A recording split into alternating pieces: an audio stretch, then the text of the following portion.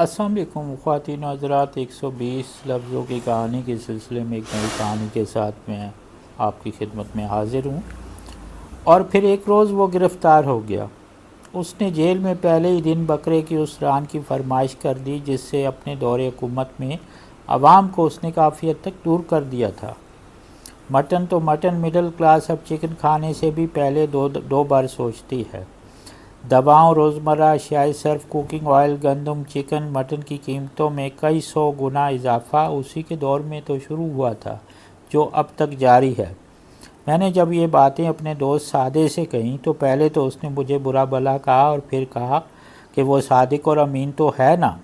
मैंने कहा ये तो है। अशराफिया जिंदाबाद। बहुत बहुत शुक्रिया।